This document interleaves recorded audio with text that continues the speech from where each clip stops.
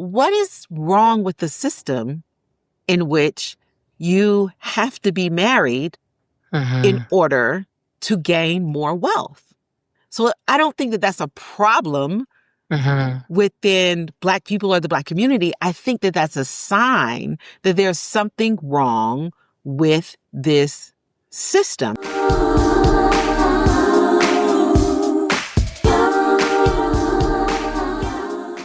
Hey, everybody. Welcome back to The Ride. You're on the mothership inside the Black Woman Magic Room with the greatest podcast on earth, G Po. I am one of your co-hosts, Crystal Tennille Irby. How many kids you got? 4. Mother of 4. I'm the mother of 4 children. My name is Thea Moyer, mother of 3. And Keisha Killings is not with us today, but she is a mother of 4. She's a mother of 4. And so today's episode is typical but not typical. Our rundown is the same. We'll start with our responsive reading, praise reports and prayer list requests, and church announcements. And then we'll roll into our mac and cheese, which is a little bit different. We don't have one subject. We're going to be doing hot topics. Yes. I usually don't like to talk about hot topics and current events on the podcast, but here we are. It can date an episode. It can date the episode, but we need to do it. It can date an episode, but I don't want to be looked at as like they got hot takes. But I mean, today is hot takes. That's what it is. It's hot takes today. Today's also new moon in Pisces, so you're welcome that we made it here safely and emotionally to record this podcast. The new moon has been good to me lately. It's the full moon that drags you. We're going to talk about dragging later on in the episode.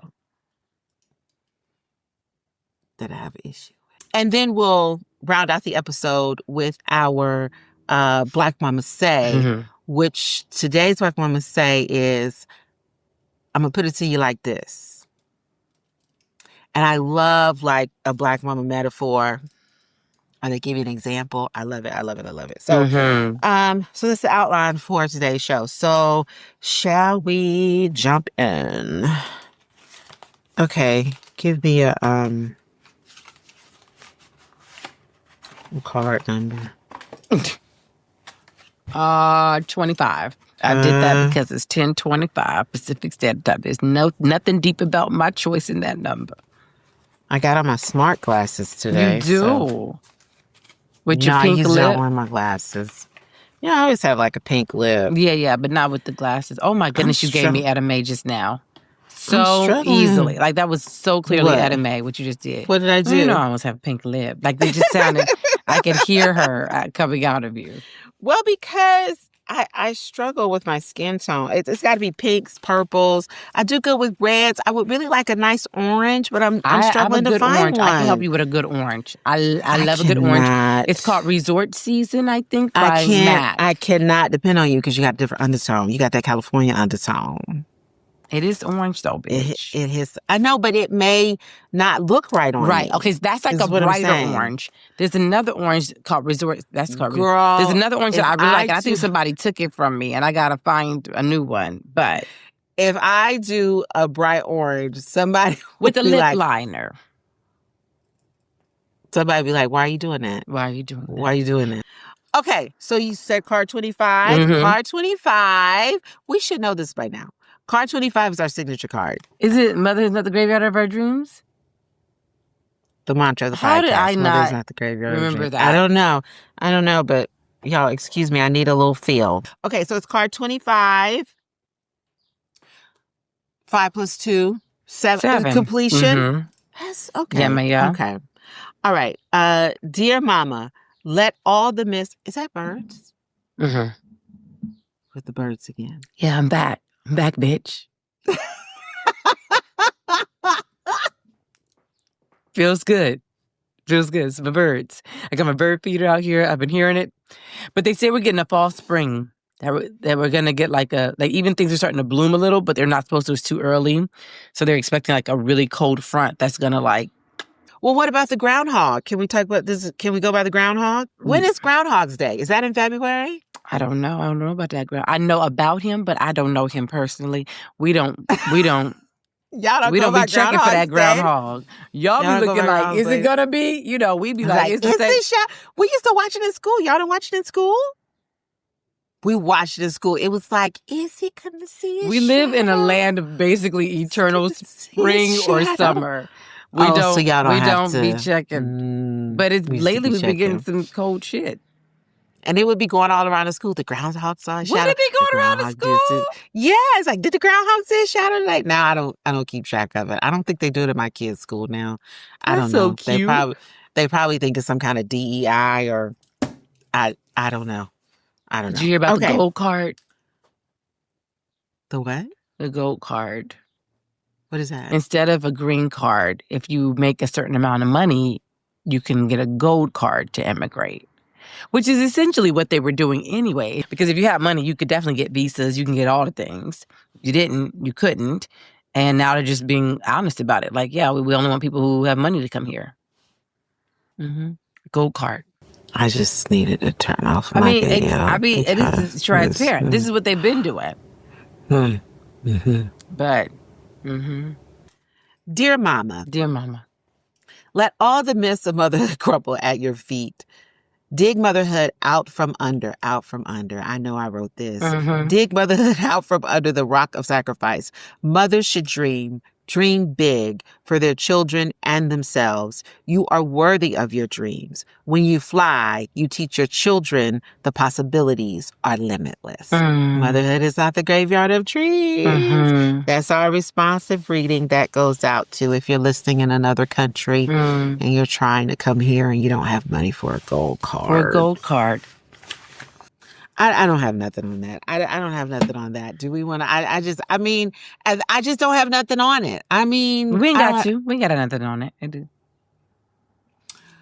The one thing that we can always count on from Donald Trump. The one thing we did right was today is radical honesty. Radical honesty. They don't even hide anything they do. But I just don't have nothing on it.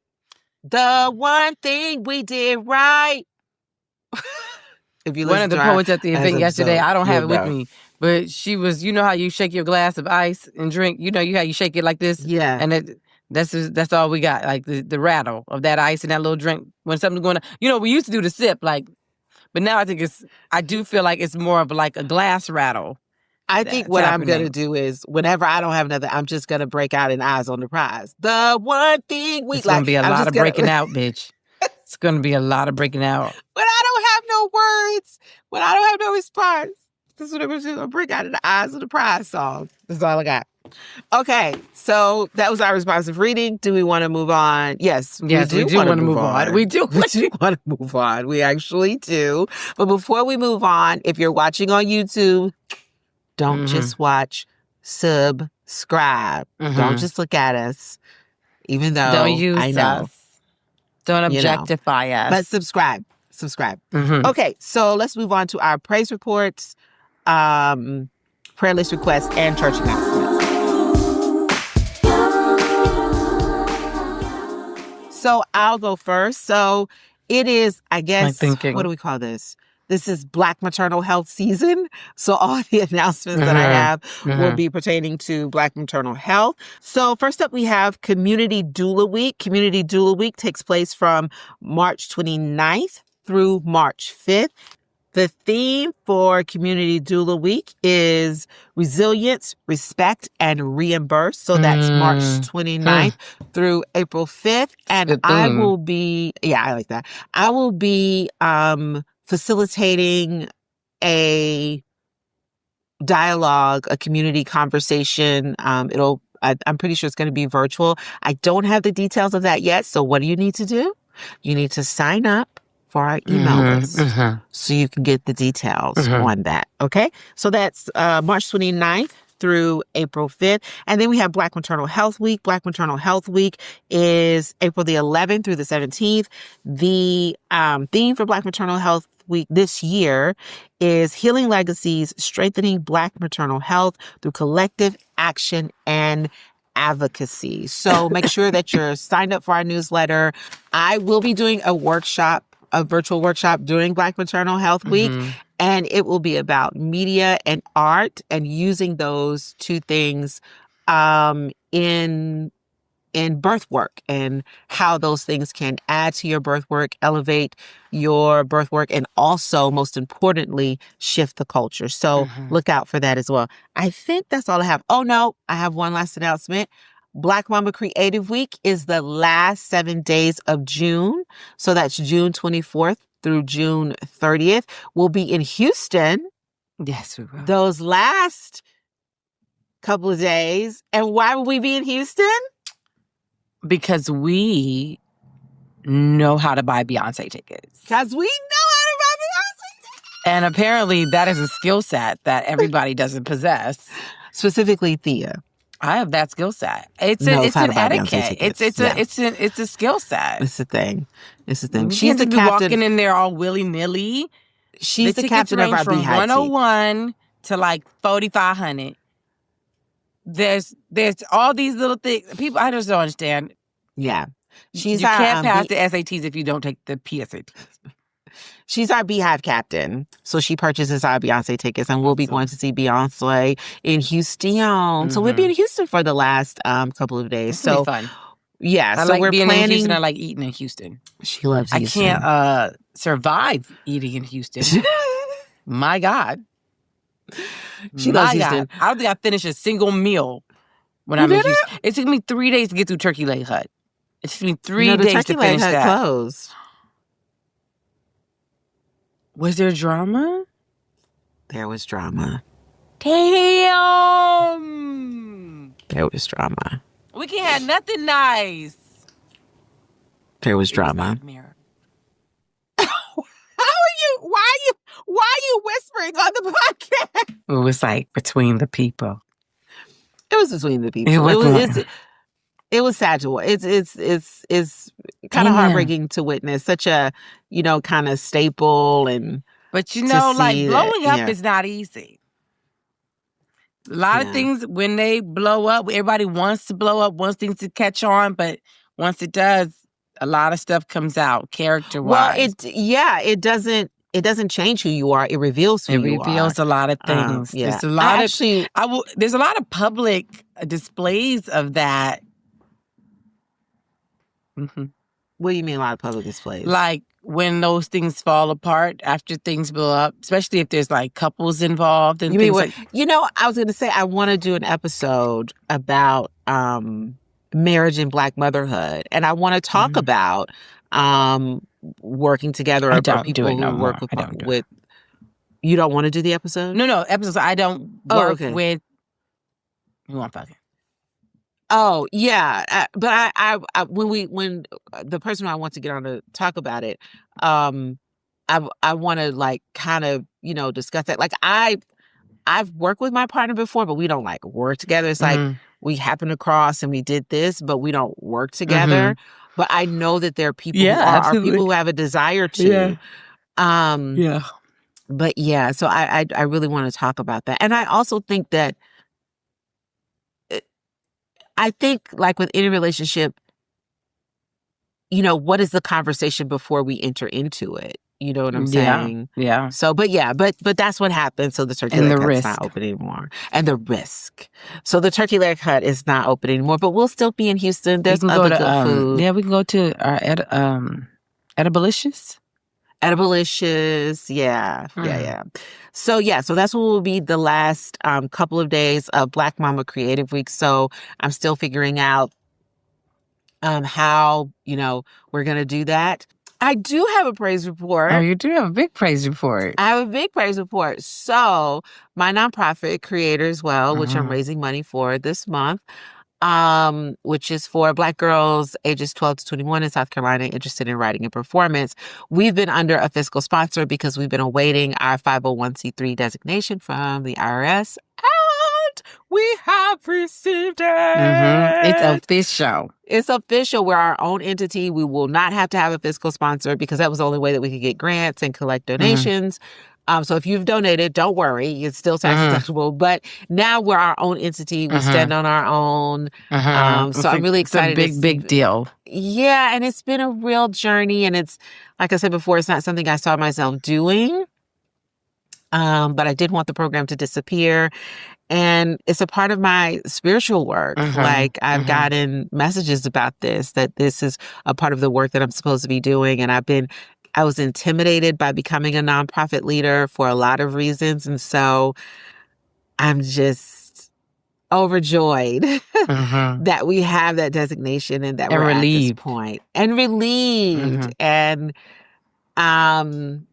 just really, it really inspired me and kind of motivated me. So I'm super excited. So we'll have the link for you to donate. We take all levels of donations. What we specifically want to do this year, our goal is to get 100 reoccurring donors to donate $25 or more a month. Okay. So if you know somebody that knows somebody that knows something about it, or if that's you, then we'll have the link in our show notes on our page. So that's all I got. Praise reports, they're back in the Altadena home. That just allows things to feel stable in the midst of instability. So that has been a relief. There's still a lot of work to be done in the Altadena area. There's still a lot of people who are displaced, friends of mine who are displaced. And so, wanting to keep that on the prayer request list for sure, the people and the family members in Altadena. There's still financial recovery, of course, from these things. And so one thing I'll put out there is I do have ebooks on my website that are designed by me and my daughter, which I love, that I honor and acknowledge the matriarchs in my family. So there's Lillian's love prayer, Monica's strength prayer, Barbara's gratitude prayer. And it's a really cute project. But these ebooks help to contribute to continuing the joy work in the midst of everything that is happening. And also there's the Patreon community that it's growing, but more than just the growth of it for me is wanting people to tap into the joy curiosity work and have community while doing it. This whole year of joy curiosity, we're moving into month 3, and it's important to how we will move through these uncertain times, but it's really hard to do without other people. It is very hard to go against the grain and center your life around joy if everything around you is telling you not to do that. And so I really do want people to engage it and to feel supported by it. The best way to do that is through the Patreon. We have monthly sessions that I'm really enjoying going deeper with people, hearing their questions. It's forming new ideas for other work that I want to do. And there's just kind of a nice reciprocal relationship. So I am looking to grow that community and grow that space so that by the end of this year, it'd be nice to have 50 to 100 committed, joy-curious bodies. I can't even measure what that will look like in terms of rippling effect once it goes out.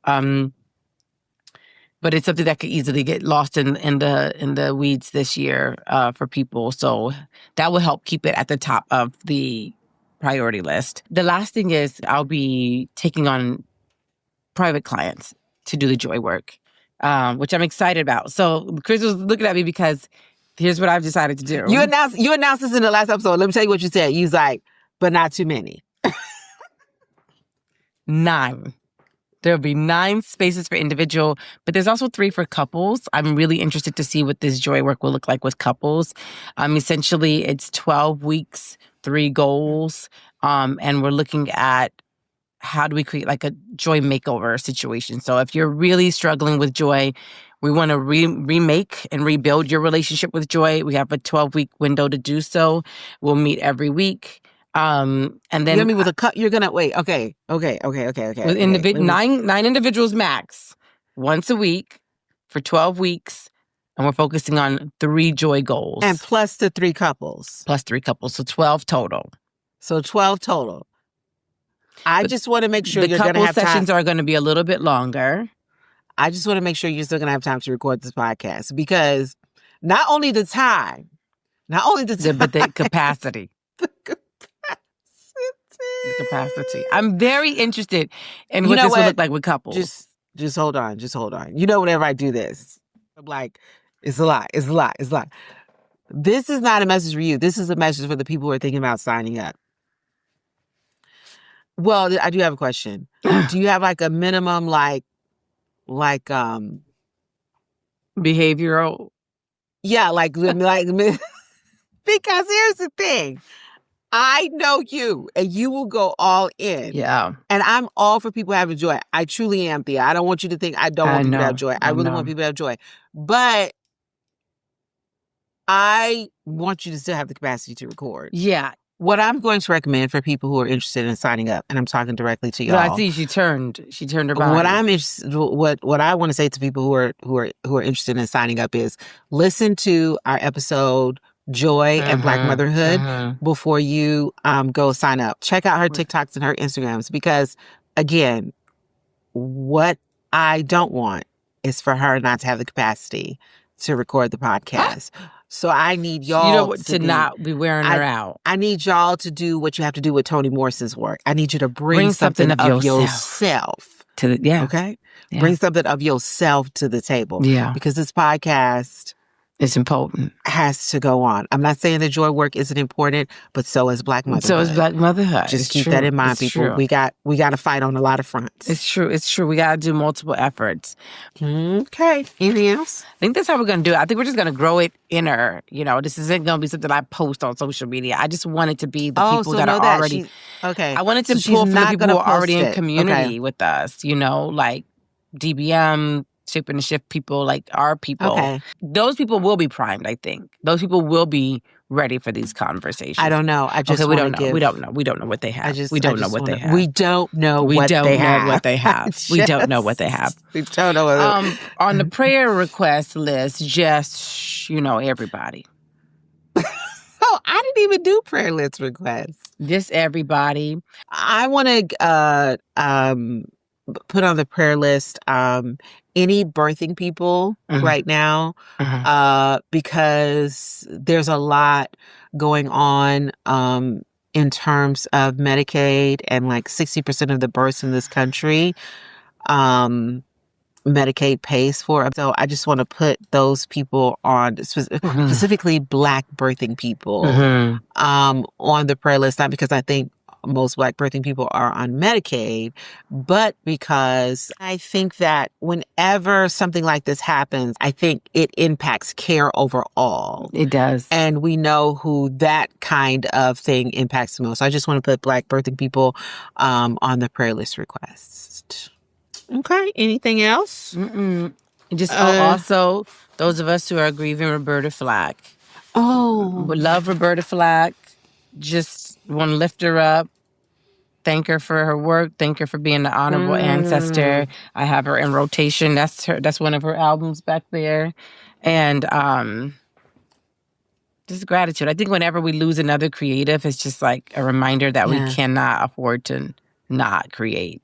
And just so grateful that for what she gave and what she created and what she left us. She's from Black Mountain, North Carolina. I can show you my favorite album with her. Are they all up here? I think I put them all. Up here. But these are this one I love. I can never look away from this cover. Oh, I love that cover. Isn't that beautiful? Yeah. It's so beautiful. And then this one I felt very blessed to find, and somebody had signed it inside. $5. This is her and Donny Hathaway. Now I was going to say, her and Donny Hathaway's voices together. It's a thing. I mean, there's just so many songs. Have you heard them sing I Who Have Nothing? Yeah. Yeah, it's one of my dad's favorites. The thing that I love about Roberta Flack is she understood how to use her voice. She did. Like her really voice pure and really clear. Pure, and it's really specific. And her voice sounds more like an instrument You know, And she it's didn't like, do which I tend to like. I do like a lot of the like the throaty, yeah, the gutty. It was a pure melodic Well, voice. I feel like she's not singing like on top of the music or trying to ride the music. She's like In in the the music. music. It's so true. You know what I'm saying? It's And so true. One of the greatest voices of our time. Pure and I voice, say that yeah. because she understands how to use her voice. And True. you can be a great singer and not understand how to use your voice. It's the truth. You can be a performer and not know how to use your voice. And not understand how to use your voice. Yeah. I don't think she relied on anything but the voice to convey emotion. Know, girl, back then. You know, sometimes the performance or these other things would come in, but hers, I don't know, it's just so pure. These albums are great. I play them over and over again. I would say during her time you had to, because number one, it wasn't a lot that they could do to adjust your voice in production. And number two, if like now, I think performance is such a big thing because it goes all over the world. You can be on television, social media, YouTube, all of that. It could just like go all over the world. But then, like, you had to like go out and see somebody, and the performance wasn't going to be recorded and duplicated and seen all over the world. So you had to be able to truly sing, because the one thing that you were going to get as a Black artist is you're going to get played on radio, but you may not be seen on TV. Yeah, her voice had no drama. Yeah, and there was a little drama. You know, there's a little drama, but hers didn't have. Hers was very, very clean. I think if we look back, there may be a lot of artists like that back then because you could not rely on performance as much. Yeah. It's so beautiful. Yeah. I love her work. Yeah. So that's all I wanted to add to that. Yeah. That was good. That was good. So that's it for our church announcements, praise reports, and prayer list requests. Please keep these announcements in mind. Check our show notes on our website for all of the links. And wherever you're listening, you can hit the link to our website in those show notes and sign up for our email list, because again, everything that we talk about on here will not be posted on social media. So you need to make sure that you're signed up for our email list so that you can stay informed. And if you're watching on YouTube, don't just watch us, subscribe and drop us some comments. Let us know your thoughts. Drop us some comments. We love when y'all talk back. We always say DBM is not a presentation. It's a conversation. So speak back to us. And that's it. Oh, the only other thing is make sure you share the episode with at least one person who you feel like can benefit from the episode. Yeah. Okay? Sharing is not only caring, sharing is building community. Okay? All right. So now let's roll into these hot topics, hot takes, and current events. This mac and cheese.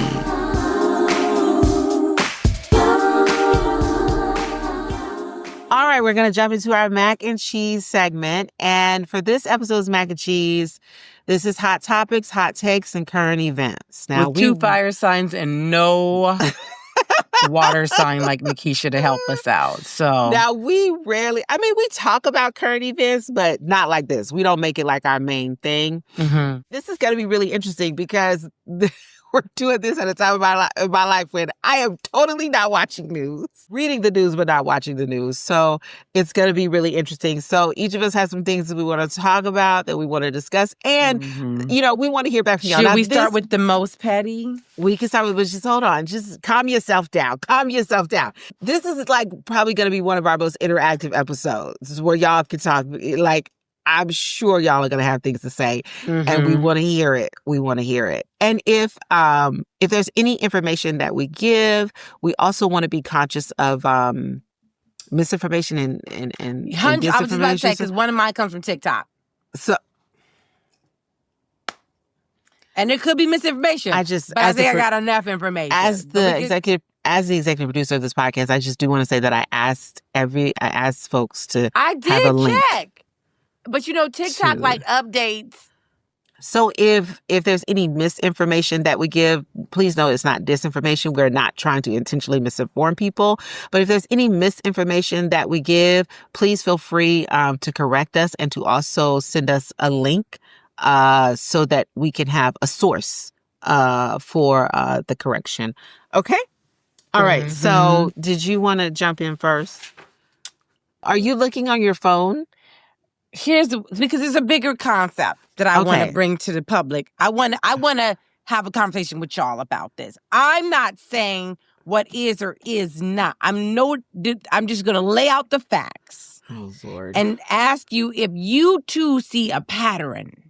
Okay. And let me say this. I want to say we don't just want to talk about. We're not just gonna giving information. We're using these stories to have larger conversations. So this is not just gossip. We're using these stories to have larger conversations. Okay, go ahead. We have to say that because of our spiritual practice. So we just want to put that out there. Okay. So what I would like to just say, I'm seeing a bit of a pattern, and I just want to see if anybody else sees this pattern. And we're gonna go from there. Okay. Let me start back here. Kevin Samuels was a big YouTuber. Is this on the list? Did you put this on the list? It's tied into what I'm about to say. I don't see this under your topics. It's tied in. Let me just make my case. Who was awful to Black women. Awful. I think that's undisputed. He died.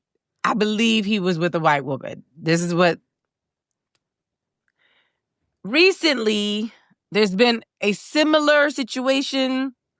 Telvin Osborne, who was also like a TikToker. I don't know who this was. His name is Telvin? Telvin No. Telvin? Mm-hmm. Okay. He is a social media personality. Oh, God. And very negative towards Black women. Like that's where a lot of his bigger posts would come.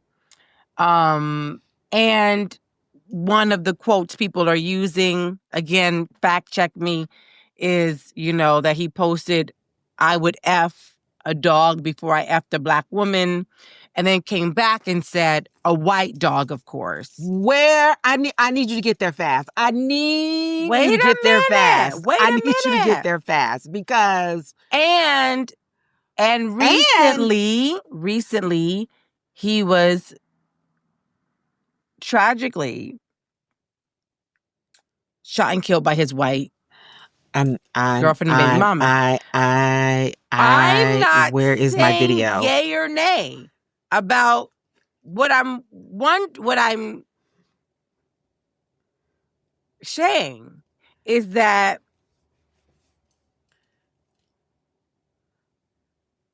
I'm wondering if other people are seeing a pattern of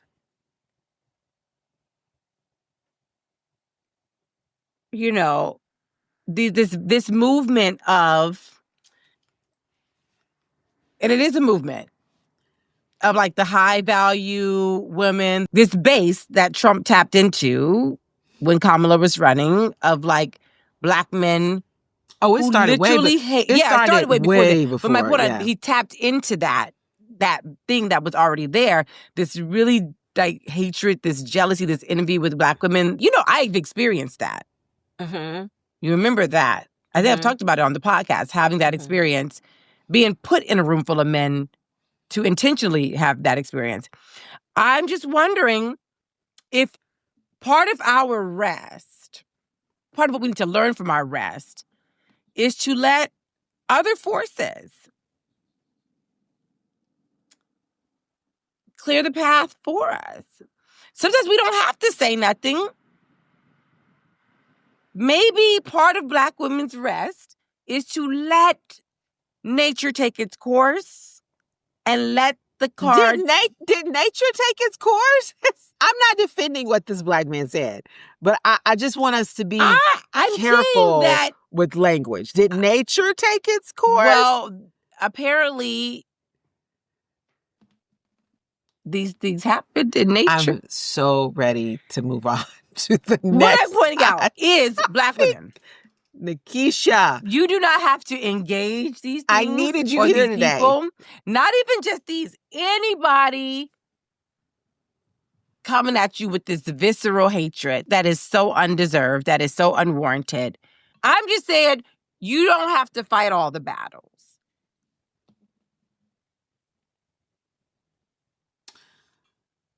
Sometimes justice is poetic.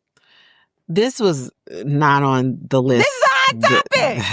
This is not on the list. If Black women were to rest, this is my theory, and not engage everything that's trying to take their energy or trying to come at them, would that leave room for other forces and other things to then act on their behalf? That's all I'm saying. Well, this is interesting, because this is actually part of what I talked about in the email, the newsletter that we sent out today. We're calling it one of our gentle reader emails, where we have 3 sections, and one is aha moments, group chats, and collection plate calls. In the aha moment, I talked about Black women resting, and how that could be Black women grieving. And in the group chat part, I talked about like not engaging everything, particularly on social media. You're using your time, your energy, your brilliance, your wittiness, your whatever in someone's social media comments that they can delete when they want to. The platform can be gone when they want to. Would you be better served using that whole skill set, even taking your anger and putting it into your work? You would be better served doing that than to be in someone's comments. And the perfect example of that is Beyonce and Kendrick Lamar. Kendrick Lamar took all his petty, took all his anger, won 5 Grammys, did an awesome Super Bowl performance that we'll be talking about. Number one of all time. Of all times. Beyonce took all her petty, the way that those people hated on her, much like these Black men seems to have hated on Black women. She took all of that, put it into an album of the year. Not that she even needed it, but album of the year. And so I do think that you're right, that we would be better served disengaging people who are not even operating under the same set of facts that we're operating under, instead of being in that person's comments and talking about what they said and engaging them. Now about the wait, I just want to put a little pause there, because and the other part I'm saying is, couldn't it be more satisfying to just kind of watch and wait? What I think is interesting in this conversation is often people think that you are the bigger person. Like when people think about our friendship, people think about me. I've never signed up for that. You've never signed. No, I know. But what I think is interesting is often people think I never said that. You're the bigger person. But don't make assumptions, people. I agree with everything Crystal said. Put it in your work. And also, what would it be like to pour a glass of wine and just be like, soon and very soon? Like, just it's exciting to think about what spirit, nature, whatever you want to call it. Okay, so this rolls into one of the things on your behalf. So you are not, I can make it deep. What are you not allowing spirit to do for you? I don't even want you to make it deep. By you jumping in the way. Let nature take I don't even want you to make it deep. I want to travel along. I just would like, for those who are with me, if you could just put a little B in the comment section of this episode, just a little B. So I know you see me. Watching on YouTube, she wants you to put a B. The B emoji, like got him, bitch. Oh, the B emoji. The B emoji. Okay, so this flows into something that one of the hot topics that I wanted to talk about: getting married for the culture, the role of Black marriage in Black wealth. There was this video going around. Thea, I did not turn off my my video on yours, and so you cannot turn off your video on mine. So there is a video of Dr. George C. Fraser, CEO and founder of Fraser Net, and he's talking about the crisis of the Black family.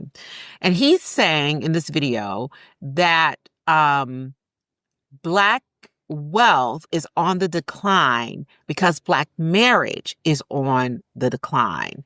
And he makes a correlation between the wealthiest ethnicities and their marriage rate, and people who have a lower net worth and their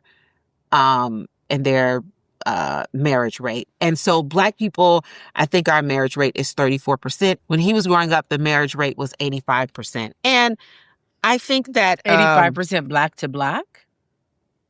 He said the marriage rate within the Black community was 84-85%, which I don't doubt. I mean, because yeah, of course, that makes sense. I don't doubt that. Dr. Raquel Martin, who I would love to have on the podcast. So if somebody know her, please, I would love to have her on the podcast. I'm going to reach out to her to be on the podcast. She wrote an excellent response to this, and I'm just going to read a piece of it here. There are so many problems with this conversation, but one of the main ones is that when these conversations happen, the onus is typically put on the woman. We are too career-driven. We don't know how to cook. We ask for too much. Instead of looking at the community, not just at the men, this isn't a gender wars conversation, but also looking at how there has been and should be an evolution in the contributing factors of marriage as a requirement, such as differences in views of family structure, cultural expectations, and even economic shifts. And I'll put the link for her article on blacklove.com in there, because she writes an excellent response. And I don't want to rehash that. I kind of want to piggyback off of something that she said, which is the way that he positions the conversation is we can't acquire Black wealth because of our marriage rate. That's why our net worth is going down. And so my first thought was, well, what is wrong with the system in which you have to be married in order to gain more wealth?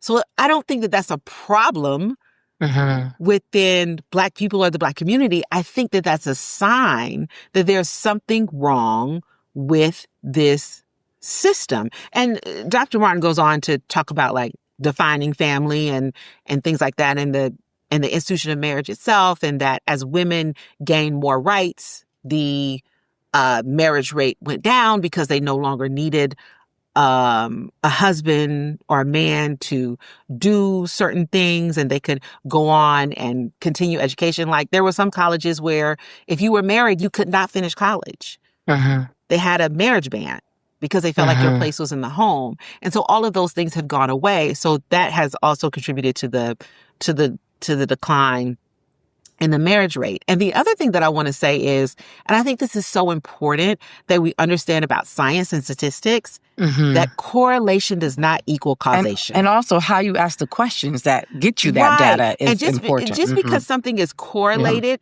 does not mean that's the cause. Right. Very good. It's definitely information. Right. But that doesn't mean that is the cause. No. And so those were the two biggest issues that I have with that, and that I have with these kinds of conversations, is that when we get this information, we're still asking questions from a white supremacist, institutional, and patriarchal, systemic, and like men often will do the correlation causation thing. Like this is the reason. I'm like, there could be many reasons. Yeah, and we're still asking the question from a from a white supremacist mindset, from a white supremacist mindset. Because when I say white supremacy, I mean and white patriarchy. right? From from that kind of mindset. And so when people say capitalism won't save us, this is exactly what they mean. Because we can acquire wealth and still mimic the behaviors of our oppression, of our oppressors. And that's not a promised land. We're trading in seats of power when we do that. And the other thing that I want to say is anybody who's for this argument, like let's say you are for this argument, I'm not, you should be fighting for marriage equality. Yeah. Because if you feel like marriage is the answer, then you should feel like people should have the freedom to do this. To marry who they love. Right. A few things came to my mind when you talked about it. First is marriage originated based on finances. You know, the origins of marriage is finance and ownership and property. And in white systems in particular, right? Not in all indigenous systems, but there was also still there an exchange of property, an exchange of things and expectations. The second thing, marriage across the board in the West is on the decline. Yeah, he talks about white across people. The board. It's not popular. It's not popular. Marriage is not popular. And it's not popular for, again, we would have to look at a whole host of reasons that marriage has become unpopular. One of the main ones being the West doesn't actually support family. It actually doesn't care about family. It actually doesn't care about kids. It doesn't care about relationships. It doesn't care about these things. And the onus of that has had to stay in. Can I just pause right there? I think that's really good that you said that because you made me think like he calls this the crisis of the Black family. That's what he says. That's the words that he uses in that. So that's interesting that you said the West doesn't care about family because they don't. The West doesn't care about family. The way we schedule work, the way we're doing schools, the way we do the way we do healthcare. Nothing about it says we support families being together. Nothing. When someone has a child, all of that. All of nothing, that. Nothing. So people are disenchanted with the mythology of marriage and the mythology of family because they're not feeling the benefits of it. They're only feeling the weight of it. And then, but the other piece that made me think is like, no, Black wealth stays declining. Any success or strides we get in Black wealth is a fight or a stride. Like us consuming from others, us consuming and our money mingling with whiteness that killed Black wealth. So it's been a uphill battle since then to obtain Black wealth, even with couples who are married. My parents were married. They had a house. They never paid that shit off. It never got paid off before the marriage ended. To correlate that to just wealth without looking at all the ways the West makes family unattractive, makes marriage unattractive, makes it hard and unreasonable. I think it is it's not only just short-sighted and irresponsible, but I think what the other writer was saying, Dr. Martin, was it? Yeah, Raquel Martin. Ultimately, she's is that language does, ultimately, we know, it's a dog whistle. Dog whistle it's within a dog our community. For women. That is the women's fault. Yeah. That men haven't done anything any different, which is probably true, but women have. Women have changed a lot. When you think about how much have men actually changed in the last 50 years and how much have women changed in the last 50 years, pause, right? Change their views, change their priorities. Girl, you know what I'm saying? So it's gotta be us. I have to think about this stuff a lot more now. Also having been married and now being single, it does give me a new outlook on what do I actually want and need in partnership? How can being in a partnership or a marriage, if I choose to do that, make my life better? Because I don't think I thought that way going into marriage. Maybe I did in some ways, right? We're going to work together and we're going to build and da-da-da. But it didn't turn out that way for the variety of factors. It left it all feeling harder. Now, single, having to do everything also feels hard. I was thinking about this because, sometimes you'll get the you'll see the Instagram like, no kids, no man, I'm just living my best life. And I'm like, sis, do you always want to take out that trash? I'm not even being deep. It's like surface level shit. Like, do I always have to do the dishes because there's nobody here to do dishes? Like, do I always have to do the things? That is not glamorous. Now, there are great things like you get to do what the fuck you want to do when you want to do it. I'm not going to knock that. My point is both have their shitty parts and both have their beautiful parts. You know what I'm saying? There's no like one is better than the other.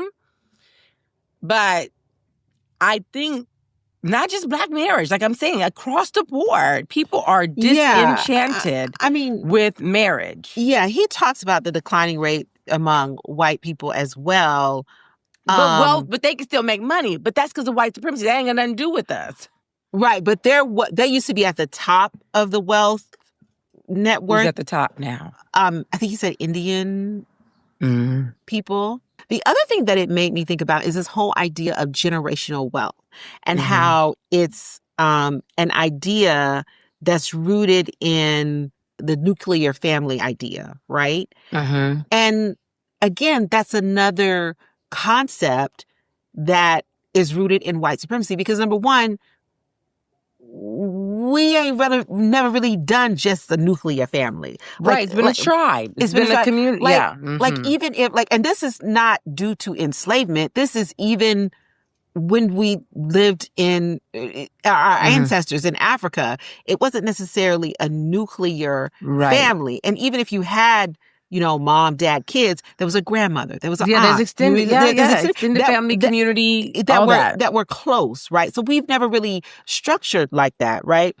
And so I'm thinking more about what does community wealth look like? There it is. What does community wealth look like? There it is. It is. And not just in terms of financial. What does it look like to be for all of us to be good? What does it look like when I say community wealth? What does it look like for our community to be able to fully serve us? I was thinking about something that Jamara of Southern Birth Justice Network said when she was on. Like, there's a midwife on every block. I was thinking about when we were in Houston and one of the women who we did a workshop with said, this should be family work. There should be someone in your family who's the birth worker for your family. So when someone gets pregnant, oh, this is the birth worker in our family, right? Like, what does building that look like? We've had examples of things like that when I think about Greenwood, and I don't call it Black Wall Street because Wall Street was literally built on the backs of slaves. So I don't call it Black Wall Street. And I think that minimizes what these people built and we put it in the image of white folks. It's called the Greenwood District. But we've built things sort of like that before, but the story behind it, we only still talk about is monetary value and how much money those people had. But I think about something they were resourced. They were resourced. Like, I don't have the answers, but I'm thinking more about, because I'm hearing the word community is what's going to save us. Community is what's going to save us. And I'm just thinking more about what does community wealth look like, and not just generational wealth rooted in nuclear family. I love that a lot. I think that ties into one of my hot topics, actually, which is about Altadena. I'm nervous about your hot topic. First of all, I just wanted to get the petty one out the way first. I said that. You did. I did say that. And I should have taken a closer look at the sheet. I should have. I clicked. I offered it. I said you did. Here's my thing. I didn't know. And I still think it's valid. I'm not saying it's not valid. We'll see how many B's we get. I'm also saying, I don't know how many B's we get. I'm also saying I don't know if it'll make the episode. I was just about to say that. I know you're going to try to cut it out the episode. I want y'all to know there was a topic discussed before this that Krista might cut out the episode. She might put it in the Patreon. She might put it in the Patreon because she do want to use it. But she don't know how she wants to use it yet. But I saw it on the sheet, but I didn't think that's how you would engage it. Don't put me in a box, Crystal. Don't box me in. I think it's interesting. Go. I think it's an interesting pattern. Go. And I think it's worth looking at. Now, community wealth leads me to my hot topic about Altadena. Okay. And updates about Altadena, because the barrier to community wealth is gentrification. Facts. And which is something I must say, and I could be wrong, so please correct me. I've seen it happen to brown communities. I see it happen less with other communities other than Black and brown. I feel like they're able to have like very long-standing, almost protected, insulated communities. Okay. At least out here for significant periods of time. I think that's fair.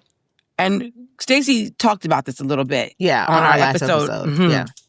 How being gifted a city as an immigrant group or being gifted a city as a refugee group and Black people having never received that promotes anti-Blackness. Facts. Right? And so receiving Zillows or Redfin emails of Altadena properties where the photos listed for the properties are the burnt homes. These are actual barriers to community wealth. And again, I love that you said community wealth doesn't always look like rich. Right, it doesn't. It looks like land, I own my land, or we're buying this house. It looks like I have a store here. It looks like, it looks like resourcing. I can go here for my shea butter. I can go here if I need to do the drum circle. I can go here. It looks like that. And Altadena definitely had that. Same thing with Katrina. These create opportunities that these folks are waiting for to come in and clear out. And so part of the challenge to the community wealth thing is what we're witnessing in Altadena. Because the Black body is so connected to economics for the West, we can never forget that enslaved bodies were used as commodities for trade that put the U.S. into the game of the stock market, into the game of investment. It made it an international player, a global player. The bodies of the enslaved people were the big commodities. Enslavement built the U.S. as a world power, as a superpower, as it made the president of the U.S. the leader of the free world. That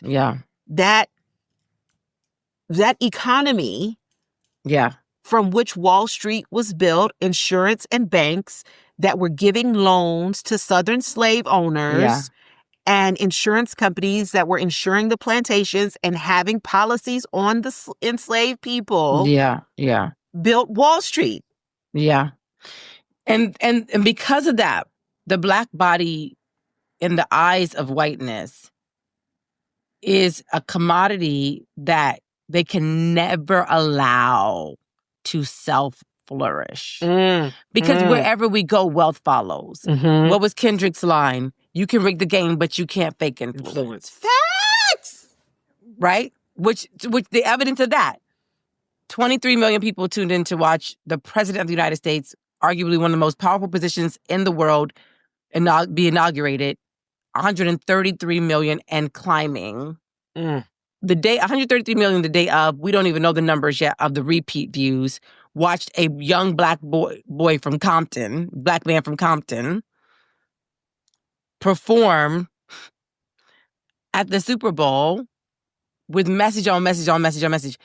We are the most influential power in the world. We are how they determine what to buy, what to invest in. They watch us to watch the money. We are the money, right? And so when I think about community wealth, and I'm actually going to loop in my last thing to this because it worked. Okay. I'm working on writing a piece right now about, you and I had an ongoing conversation, Crystal, about the effectiveness of boycotting in today's time. And boycotting the way, not the way we did, because that way took a lot of skill and preparation and discipline and a lot of things in education that are not present in today's boycotts. It took an already active movement. But where I want to thread this line is that, sorry, the students are getting out. I mean, we've told people that Remy is now a Okay. part of the podcast, and he's not like Riley. He's not like Riley. I knew you'd throw that little piece of shade. That little piece of shade. So you can't talk about my petty in the beginning. My petty should belong in here because that was petty. But thank you, baby. Quiet. Come on. Good job. So the new boycott, pulling that, if we use that Kendrick line, right? The new boycott is you. Your presence, your attention, your attention is the new boycott. What would it look like to know fully that our influence is the economic currency? During the time of the Montgomery bus boycott, money was the currency. Money was the currency. It's not the currency now. The currency now is data, and the currency now is attention. When you pay attention to your phone and whatever they put on your device, they are taking your data, and that's what they're selling. What would it look like to spend a day a week refusing to engage your phone other than a phone call? Refusing to engage the apps, refusing to engage, because that is the new boycott. That is the new currency. The currency is you, your data, your attention, your influence. It influences what they buy, what they trade. They are watching you. That, to me, would be fascinating to see. For every Friday, there be a blackout. But it's not, you don't even have to leave your house. You just better not fucking touch your phone. Not shop through these apps. Not go on social media. None of it. No data. You will get no data from me. And I'm committed to doing this once a week, every week, until something changes. The currency has changed. And I think that's the refresh button we need to set on that. But the answer to your question about community wealth, and that being the true, to me, answer, other than this article this guy wrote, right, about you want marriages to last? Make it easier to be married. Make it easier to be in a family. Give us support. Let us have each other. Let it not be just on this new couple who's tired and still having to work while trying to raise a baby. But the key to that is to understand that our current currency and our current power is in our influence, which Kendrick made so fucking clear. And like, what does it look like to boycott by not giving them your influence, your attention, and your data? I think that's good, and I want to take it a step further. And we're just kind of free flowing, having a jam imagination session, which maybe that'll be an event in the future. A jam imagination session. And I'm going to write a piece on this too. Yeah. I've been feeling like I want to write it out. I want to take that a step further and say, don't just be off your phone and not buying anything, but what would it look like to actually have an event in your community, right? So on every Friday, we go do this in your community, like within a certain radius. You have to find. And that goes back to what you were saying about doing something different with that energy. Yeah, which could be joy work, creative work, grief work, or community work. You have to find, first I would say, you would have to find people with your cultural connection, right? I'm also saying it might be hard for people to get there because niggas is really adapted to maps. They don't know how to directions to get to a place. I mean, okay, and I don't want them opening maps. Well, I mean, I'm just pointing. That's a whole. I just want to throw it out there. That's a whole nother experiment. Leaving your house is hard. You might have to stay in the house on that Friday because it's hard to leave your house and not get on your apps.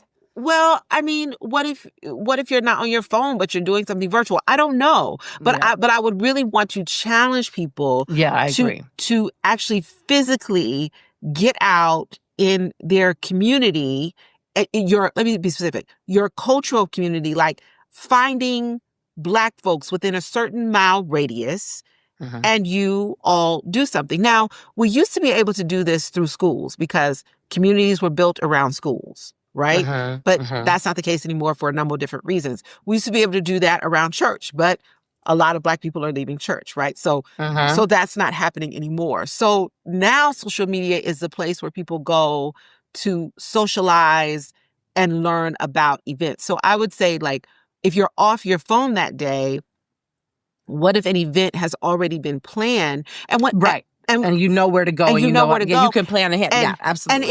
And if you're in a certain mile radius of your community, you should know where the location is. It could be something as simple as, hey, we're all going to meet at this restaurant and do this Black-owned restaurant. We're all going to meet at this Black-owned restaurant and eat today. Or if you live in a particular neighborhood that has a clubhouse, hey, I'm renting out my neighborhood clubhouse, and we're all going to be there, and we're going to we're having spades today, right? Yeah. I think about my kids' preschool. This Black woman, and a lot of Black women do this. She started daycare in her home. Everybody has a Miss So-and-so. Everybody got a Miss Tina, Miss Kathy, Miss Shirley. Right. We had a Kathy too. But her goal was not just to serve the children in those schools. Her goal was to serve the entire family. So when she had events, she didn't just have events that centered kids, but they had like the vine dressers, and that was events that they had for dads, or they had I forgot the one that they had for women, but like her goal was to serve the entire family. And that to me is how you build community. You're not just necessarily serving one person within a family, but you're trying to find ways to serve the whole family. And that's what the church, that's what the Black church did at one point. It served the entire family. It could also be as simple as 4 or 5 families get together and cook. 4 or 5 families get together and cook. It could also be a book club. On this day, we're going to be reading this book. It doesn't have to be a huge... Our point is, it could be so many things. It could be so many things. It could be so many things. Like, this is the day you could dedicate to your joy work. You always say you ain't got time to do this joy work. You could do it on that day. This is the day you grieve. This is the day. So it's so many possibilities. But look what happens. That, to me, is that is the new boycott. It is understanding and taking back your influence, your data, and your attention, and then using that soil of that day that you normally would have just made them all this money, all this time, to feed yourself, to grieve, to educate yourself, to rest, to do a million different things that you don't get to do because you are feeding their apps. Yeah. This is something I think is important. And like I said, I want to write, and I'm going to mention you in this article. But I think that ties in these pieces that we're talking about, because we are in this time of what can we do, but we have to do differently. We have to do in our being. We have to do while being. We have to do things that support our being, and not things that just put us where we're constantly exerting. Yeah. And we're not even working with that currency anymore. At the time of this recording, a boycott is supposed to take place. I'm participating in that boycott tomorrow. But my point is, moving forward, I want us to think about this. You're not participating, or you are? I'm not shopping at any of those places tomorrow. Yeah. Yeah. Which I think, I mean... Because the other hard thing for us with those, I'm already with the way there, it's done now, but I'm already there. I'm already like, when I say I'm already there, it's like I feel like I'm. Even if there was no boycott, my spirit. Yeah, but the hard thing about that form of boycott now is it harms workers. And so we have to again figure out a way to keep this intersectional in a way that it's like, who are those workers? Those are people. You know what I'm saying? So thinking, but these people working on these apps. Yeah. I'm not saying that none of us are there. I'm just saying not as many. Yeah. It's a harm reduction. We're working on something right now with some other women who we hosted an event with back in November called For Black Mamas. And we're working on moving that event forward. Another reason to sign up for the email list, because we won't be posting about how we're moving that forward on social media a lot, maybe once. But it really gives me some ideas for what we're thinking about when it, when it comes to that. Yeah. Okay, I do want to get in this last topic, though. So right now, I don't know if you're watching Paradise and you're not caught up. I'm like 2 episodes behind, but I know enough about the show to be able to do what we're I doing, don't know I what to believe. tell you because I may I know. accidentally give spoilers. I don't know. I've been watching Found. But good show. She's from South Carolina. Mhm. So And I was in a movie with her. you know, I have to point that out though, because people feel like nothing good comes from here, and that's not true. We're the home of That's true. We're the home of Black Panther. Chadwick. But that's not the only thing. So I just always have to point things out. We got the Geek Scully people here. You got a lot to do. So I want to talk about Paradise specifically. Specifically, I want to talk about the hot topic around social media right now is Presley's hair. She's the daughter of Sterling K. Brown's character. What is his name on the show? I don't even know his name. Like, that's how you know he's famous. We don't even know his name. We just be like, Sterling. No matter what character he's in, we like Sterling. I'm looking this up. I'm going to look up Presley's hair. Like, real quick, name Denzel's characters. We just be like, Denzel, right? But anyway, people are like, how are her braids perfect every episode?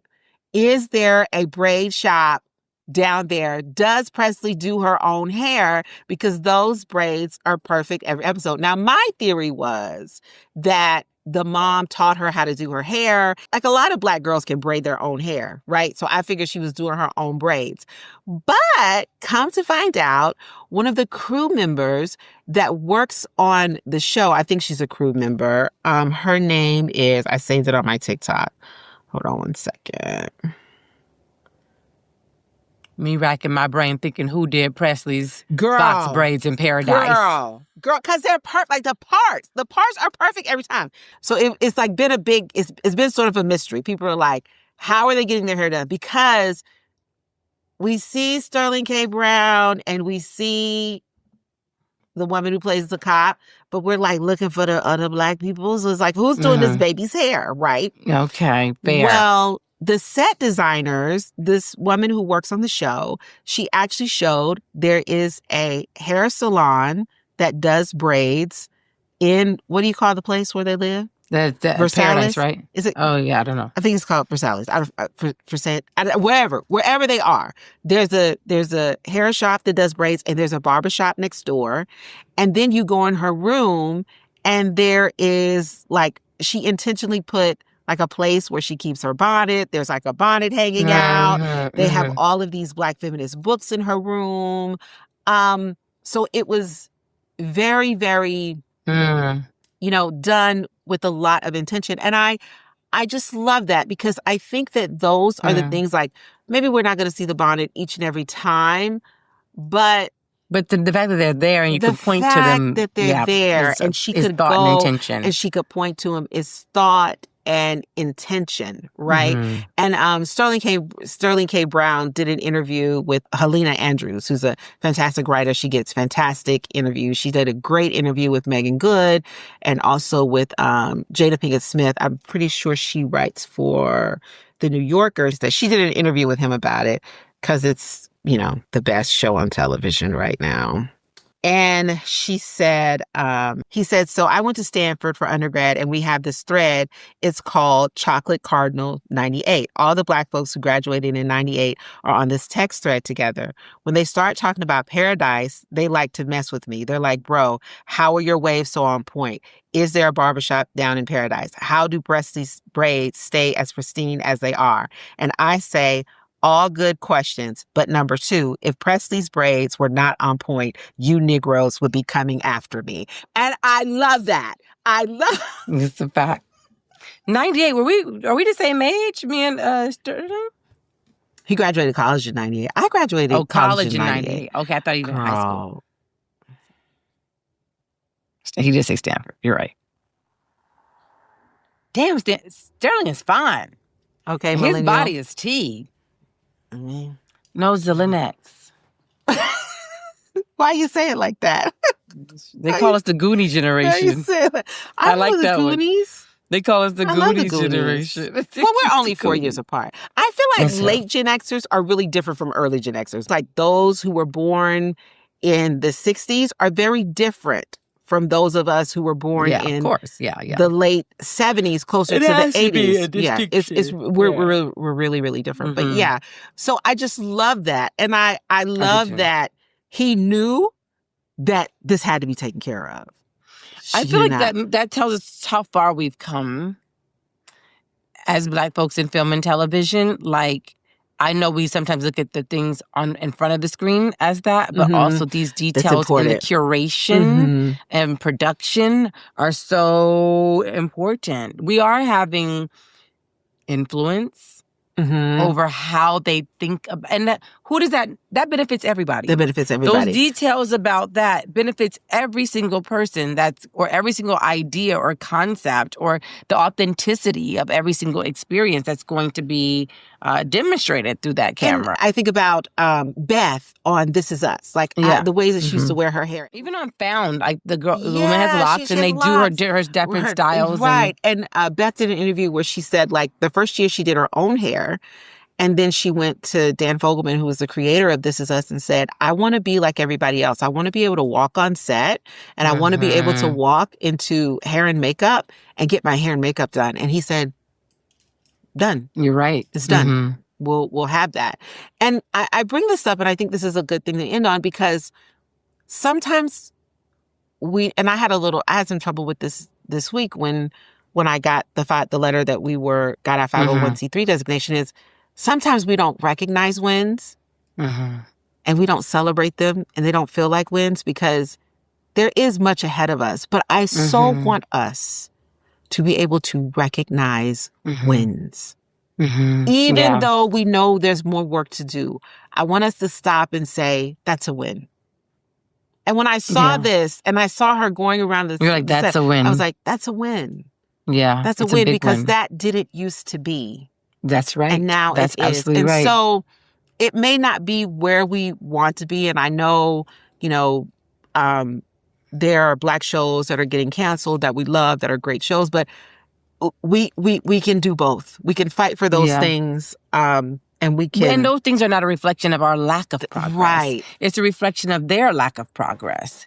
But we sometimes measure our progress by their response. Yeah. And that's not the true metric. We're always moving forward. We're always. One of the things that Joy Ann Reid said, and she was on the call Win with Black Women, and she said, I'm always thinking ahead.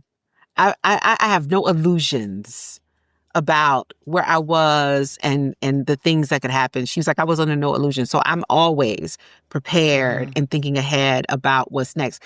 And I love that, because in the midst of that show being canceled, I love that she said that, and I love that she took care of herself. So you have to. So yeah. We're always progressing. Yeah. Always. But we cannot look at their progress as a metric of ours. We cannot look at their responses and their behaviors as a metric. Them electing Trump shows their lack of progress. Doesn't show ours. Facts. 92%. We don't have a lack of progress. We consistently progress. Consistently. These are not metrics that apply to us. They are not progressing. And so that's why we have a decision to make about, do we want to be tied to or hitched to people who aren't doing their work? I mean, I tapped out when we started this podcast. We have better ways to use our currency now that we know we have it. Yeah, I tapped out. Yeah. Okay. That was good. We did good. We did good.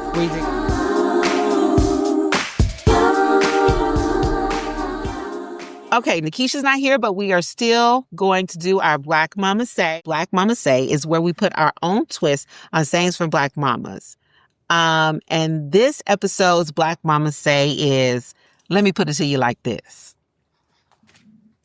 In Idaho, there was a white woman at a town hall speaking out against the Republican Party and all that's going on. That's great. Good job. So she speaks out, and the sheriff, I believe, warns her that you're going to have to leave for speaking out at a town hall. And she's like, I'm not leaving. You know, is this a mhm. lecture, she said, or is this a town hall? To which he brings, I think, 3 other guys over who are unidentified as police or whatever. And they begin to forcibly remove this woman from this town hall. I mean, and you know she white, so it's going to be a scene. I mean, we could probably do a better scene, but honestly, it was a scene. And she's being, when I say dragged, I mean, I know we use that word in our language, but this was an actual dragging. The actual dragging. Here's the thing. Tell me the Black Mama say again so I can make sure I say it right. Let me put it to you like this. Crystal Tina Irby and Lakeisha Killings and all those who think of themselves as my friends. If anybody is dragging me anywhere at any time and you do not intervene, that is your ass. Her white friends are doing interviews about what happened. That is not a spectator sport. That is not a time to be a witness. Let me put it to you like this. If you don't come save my dragged ass, we will not be friends tomorrow, okay? Because, how dare you? And I'm going to add on to it, couldn't be me. I know we've used that one before, but it couldn't be me because as I'm cursing them cops on the way out, I'm looking around like, bitch, you ain't going to do nothing? You going to just film me? Cool. In a room full of people, nobody stopped this woman from being dragged. And that, I want y'all to know, is your work. That is your work. That is your homework. I have notes. I agree, and I have notes. Okay, let's do the notes. I'm ready. I have notes. This is according to the AP, Associated Press, reputable news source. They are suing the current administration because they are not allowed in the White House press room, and they take donations. Reputable source. These are my notes, according to the AP. Roughly 450 people attended the legislative town hall hosted by the Kootenai County Republican Central Committee. That tells me that these were not the original people who owned this land. They were not, absolutely not. You can't even pronounce it. Note number one. Said the organization's chairman, Brent Reagan. All of them were told that security officers were present and that anyone who refused to respect the rights of others would be removed from the event.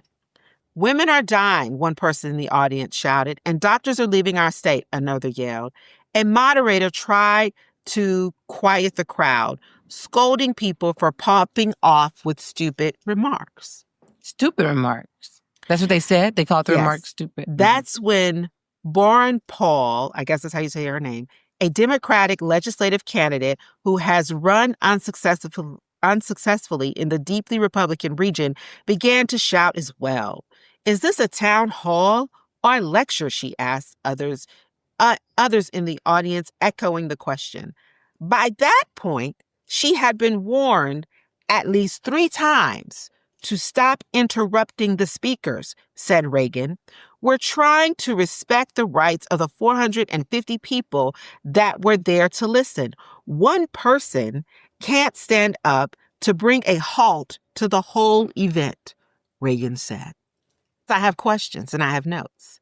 If you knew she was going to be disruptive, then you knew she was going to get dragged out for being disruptive and you didn't help her, but you steady on the news doing interviews. What was your plan? Number 2, did you not have a plan? So she went rogue? Which is and possible. Y'all didn't know what to do? Which is possible. So I'm just saying, I don't know if I want to give this woman credit because in the name she don't get no credit. You just want, no, but there are people who are giving her credit.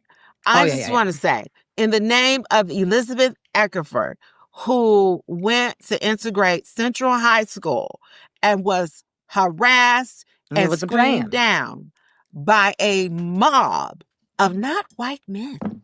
White mothers. White teenagers and white mothers. In the name of her, I'm not impressed. I also want to say, y'all know how to pop off people. You don't know how to pop off. You don't know how to pop off, and you don't know how to respond to a pop off. They don't have a snappy comeback. You don't have it. Even if I went rogue in there, Black people are wired for the pop off. And it would have been like, what do they call it? Flash mobbing. Right. They'd be like, how did y'all all know? We're like Sterling. Like something would have just come over instinctually, and we would have all been like, bop, bop, bop, bop, bop. But here's the thing. It's like you don't have to tell us to say A minor. You never had to tell us to say A minor. We knew to say We're A waiting. minor. We're waiting. Call and response. We have a thing. You're not equipped. You're not a pop-off culture. And here's the thing. When they pop off, when they do have the snappy comeback, like she said, is this a town hall or a lecture? Yeah. Is this a town hall or a lecture? Yeah. Yeah. Yeah. That's how they respond. Yeah. We don't. And then the whiteness in the room, the bigger whiteness, because there's two types of whiteness. There's the little whiteness, and then there's the bigger whiteness. The bigger whiteness in the room is like, shut it down. We don't do pop-offs. We don't do pop-offs. Y'all know we don't pop-offs. Y'all know we don't do. Y'all can take this Black shit somewhere else. Let me show you how we do it here. You're a little white. You are a little white. We are big white, and we don't care. And you ain't even got the support of Black women right now, so ain't nobody gonna come to your aid. Okay, let me finish. You're in your weakest position right now. Tanya, who was sitting behind, I cannot pronounce these folks' names, and shot the video of the disruption on her cell phone, said the men refused her repeated requests to identify themselves. One of the men bent her wrist into a flex position, and later I saw that on video. And later she bit one of the men on the hand as he continued to grab her. They were not very kind to her. It was pretty violent and traumatic. Alicia Abbott, also a friend who organized a GoFundMe on Burren Paul's behalf, has said that she has bruises from the incident. She suggested that she was wrongfully detained. Who were these people to detain Teresa in the first place? Abbott asked. This is not the first time we've seen this kind of security presence in public meetings or town halls. If they're going to be detaining people, do they even have knowledge of the law? Are they trained to safely remove people? In the name of all the Black women who marched in the suffrage movement and were harassed by white women. In the name of the Black women in the South who white suffragettes abandoned so that they could have the right to vote. This is how we learn. This is how they learn, Crystal, though. Again, this goes back to us just sitting and watching nature take its course.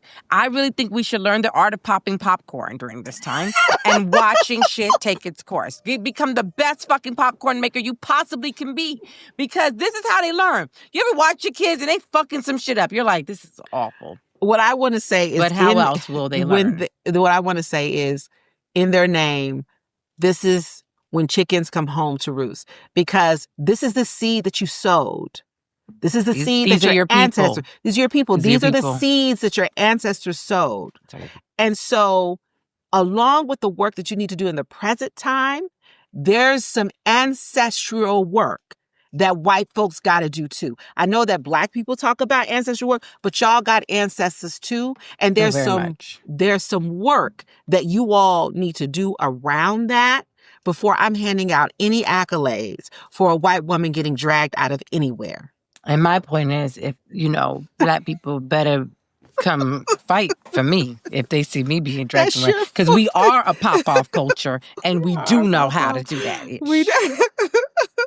Jump them. I'm like, jump him. Why y'all ain't jumping him? Oh, this is data. This is data. Okay, what's yours? Well, that was mine. I didn't say it. Okay, we just call it like. We just got it. We just called it. Well, I'll say it. Let me put it to you like this. In the name of my ancestors who were harassed by white women, until y'all do some ancestral work, I'm not giving no kudos to a white woman dragged out of nowhere. And I'm saying, if you ever see nobody dragging my Black ass somewhere, it is non-consensual. Okay, let's wrap it up. Okay, so follow us on Instagram at Dim Black Mamas Podcast. If you don't want to miss a moment of the magic, sign up for the recently revamped newsletter, The Mothership. That's MUTHASHIP, which includes reflections on the conversations we've been having. I never knew that, bitch. Yeah, I just recently changed it. Yeah, because on here it's just regular spelling. Why are you? Don't we get my phone? But you didn't have to point that out. You could have just. Girl, that was news. That was news. I ain't never known. What if I? And having and hearing, and we on the conversations we've been having and hearing, and we also share a collection play cause where we'll spotlight causes and initiatives that resonate within our community. And don't forget to check out our website, www.dimblackmamas.com. Dim Black Mamas is a conversation, so our inbox is always open. Send us your thoughts about the show, show us some love, and ask some questions at magic@dimblackmamas.com. I feel like somebody was like, go Thea. Mm-hmm. Do you want me to do Nikisha's part? Oh, this is Crystal says again. You're doing this part. Okay. And be sure to listen and subscribe wherever you get your podcasts, including YouTube. Don't turn this off without subscribing. Right there, that little button. And in closing, maintain, expect abundance. Yay! We did it. Nikisha, we hope you're proud. We made you proud, girl.